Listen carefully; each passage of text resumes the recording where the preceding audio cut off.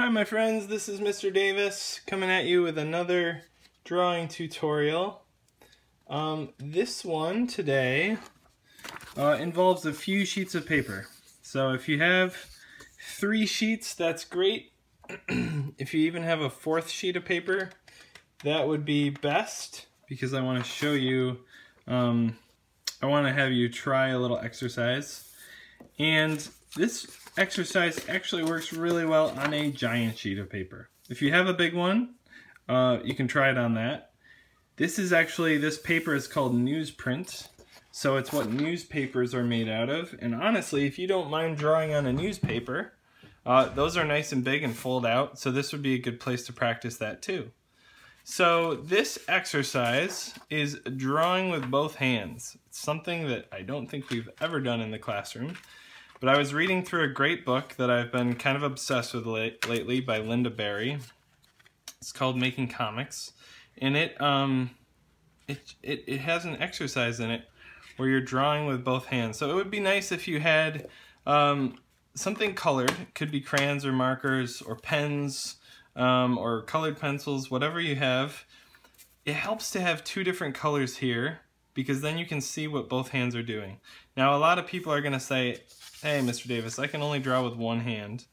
But the funny thing about this exercise is you find out that usually you can draw with both, and usually you're really not that bad with the hand that you don't draw with. So here is the exercise to start us out. But to start us out, I want you to take something and try and draw it with your right hand. So maybe I try and draw a stick figure. So I've got my arms, my legs. I could do those little fingers there. Some eyes, a nose, a mouth, some hair, some ears, some eyebrows, sure. Now, oh, I forgot the feet. I want you to try and draw the same thing that you drew over here with the hand you don't normally draw with. Mine is my left hand. Some of you might be left-handed, so you would do your right hand. And it's gonna be tricky.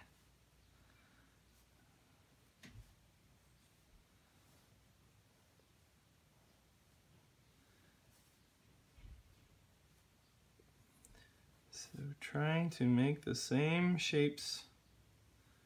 Not too bad with my left hand, but I think if it was more complicated than a stick figure, I would be having more trouble for sure. But also, I mean, look at the differences in the line, right? This one's more straight, this is more wavy, the face gets a little distorted. If I was drawing something like a star, it turns out more crooked, right? So try drawing something with the hand you normally draw with.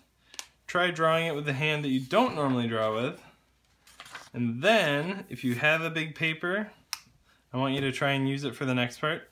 If you don't, you can use a small paper. I suggest going with something smaller to draw with if you have a small paper like crayons or colored pencils. If you have a big paper, bust out the markers if you have some. I'm going to do 2 different colors, and I'm going to draw something with one hand, and I'm going to try and do the same thing with the other.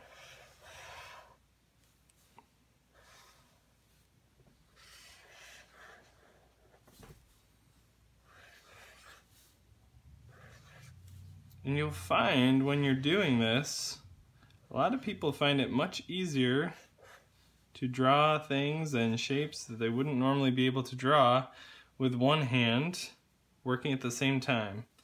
Let's try something else.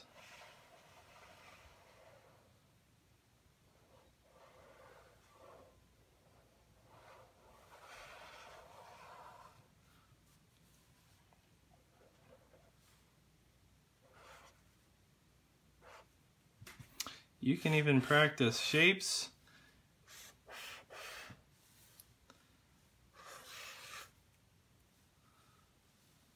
You can practice lines. And I think you will find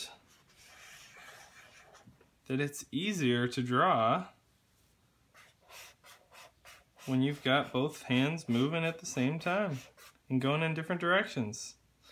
And this, kind of like the exercise we did with the pop-up cards, is symmetry. So it's the same on both sides. My red, if you were to flip it, it would look exactly or very close to like that. So that's our exercise with the big paper. Now we are going to use our smaller papers. So let me move my big paper aside. And I've got my smaller papers right here. I've got 1, 2, 3 left. Hopefully you have 3 you can use. If not, 1 or 2 will do fine. I want you to take a couple markers. You could do a couple pencils if you don't have markers. I want you to come up with a shape that starts here. You're going to do the same thing with both hands, and then it meets back up. For this exercise, it helps to have some tape laying around. So actually, I have some right on the table. I'm going to stick that there. I'm going to stick that there. That just helps keep the paper from moving, because when both hands are moving, it's kind of hard to keep your paper still. So I am going to create a shape where both hands are trying to do the same thing. It won't be perfect, but it will be my own shape, just like yours will be your own shape. I'm going to do that 2 more times with my other papers. So there's 1. Ooh, can smell that Sharpie. Alright, now something completely different.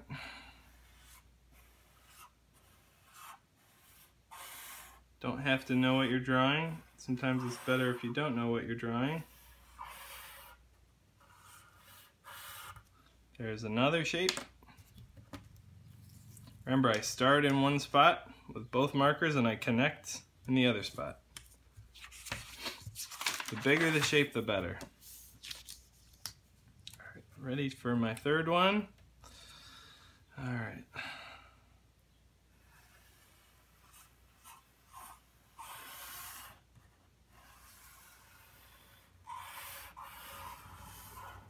There we go. All right, I'm gonna cap my markers. And now I have 3 very different shapes. I've got this one. Looks a little bit like a bell to me. But this one kind of looks like a flower or an ice cream. And I have this one. Now I like the first one I made the best. You can use all of these, but for right now I want you to pick one that you really, really like and use the hand that you normally draw with. And I want you to add to it. So add some details. What is this thing you're looking at? As soon as I made this thing, I was like, squid creature. That's the first thing that popped into my head. You might have a shape just like that, where as soon as you see it, your mind goes, oh, I know what that is. And the more you do stuff like that, or like this, the more those things are going to pop into your head. So I got my squid creature. Maybe his cheeks are full.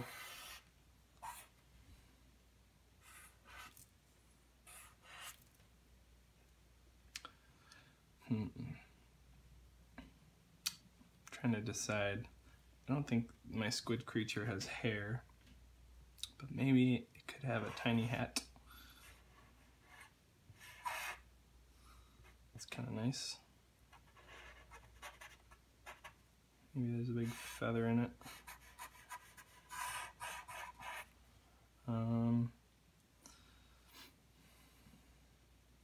I like the cheeks a lot. I could add those little suckers to the bottom.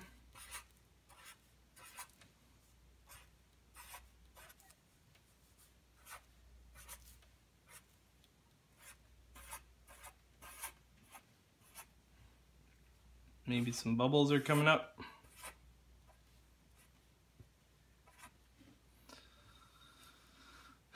And I could always draw the background. Maybe there's a coral reef behind my squid.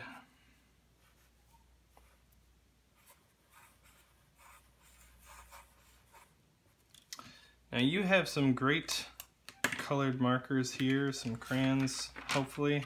Something colored that you could use. So I could fill in my squid.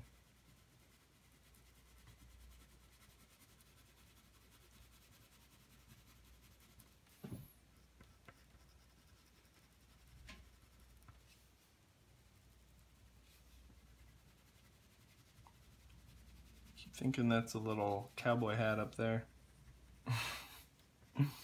Squid cowboy.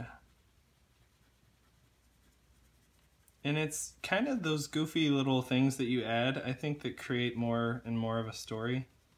So, you know, squid cowboy sounds pretty silly, but then it's a story. Why is this squid a cowboy? What could I add to make the squid look like more of a cowboy? Does the squid have a horse? That type of stuff helps you turn your artwork into a story. Most of you don't have any problem turning your artwork into a story, though. That's what I find. So maybe I want to blend some colors in. And just like in class, I'm not going to do this whole thing right in front of you. Just get it started. But I think it would be really neat if you color these creatures or whatever you end up turning your mirror image shapes into.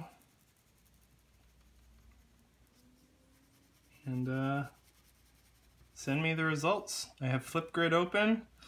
If you want to click on this page in Flipgrid and send me a video of your finished creature, I'll keep working on mine, and I'll get to see some of your stuff, and some of your classmates will too. Definitely check out the Flipgrid page. I will share that in the video, or you can find it on Schoology. And I hope you're well. I hope you enjoyed the little activity we did, and send in those creations. I'll see you next time.